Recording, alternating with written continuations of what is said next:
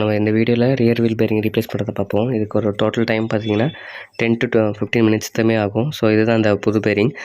இதை மாற்றுறதுக்கு முன்னாடி இது போயிருக்கா இல்லையா நீங்கள் ஜஸ்ட்டு சுற்றி பார்த்தீங்கனாலே தெரியும்.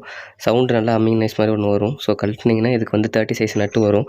ஓல்டு டைப்பு லேட்டஸ்ட் மட்டும் தான் அப்படியே ரிமூவ் பண்ணுற மாதிரி இருக்கும். ஸோ இந்த மாதிரி 30 சைஸ் நட்டு வச்சு ரிமூவ் பண்ணி வெளியே எடுத்திங்கன்னா பின்னாடி ஒரு லாக் நட் மாதிரி இருக்கும். அதை நீங்கள் ரிமூவ் பண்ணணும். ரிமூவ் பண்ணிவிட்டு ஆப்போசிட்லேருந்து பேரிங் தட்டினீங்கன்னா இது வெளியே வந்துடும். ஸோ வெளியே வந்ததுக்கப்புறமா புது பேரிங் பழைய பேரிங் கம்பேர் பண்ணி பார்க்கணும். அது இன்ஸ்டாலேஷனில் பார்ப்போம்.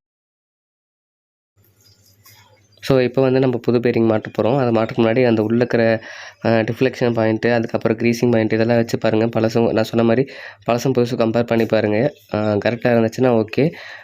உள்ளே அந்த பிரேக் அந்த ட்ரம்மில் உட்கார வைக்கும்போது இந்த பேரிங் பாயிண்ட்டையும் செக் பண்ணி பாருங்கள், ஃப்ரீயாக உள்ளே போகுதான்னு சொல்லிட்டு. ஸோ இது க்ரீஸ் பேக் பண்ணணும். அதை இப்போ நம்ம அடுத்து பார்ப்போம். ஸோ ரெண்டுத்துலேயுமே வைக்கணும். அப்படி ஏன் வைக்கிறோன்னா உங்களுக்கு வந்து ஃப்ரீனஸாக உள்ளே வரும், கிராஸ் ஏறாமல். ஸோ அதுக்கு தான் நம்ம 2 பேரிங்லேயுமே வைக்கிறோம். ஸோ ஆல்ரெடி புது பேரிங்கில் இருக்கும், நம்ம நார்மல் க்ரீஸ் வைக்கணும்.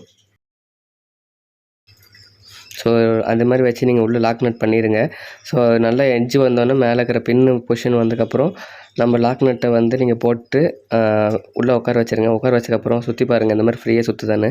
சுற்றலைன்னா பேரிங் ஃபுல்லாக இறங்கலாம் அர்த்தம். ஸோ அந்த மாதிரி இருந்துச்சுன்னா திரும்பியுமே அந்த ஷேக்னஸ் வரும். கரெக்டாக உட்கார வச்சு திரும்பி லாக் பண்ணிடுங்க. பழைய க்ரீஸ் இந்த மாதிரி எடுத்துகிட்டு நீங்கள் எதாவது க்ரீஸிங் பாயிண்ட்டுக்கோ இல்லை பழசு எடுத்து வச்சுருங்க.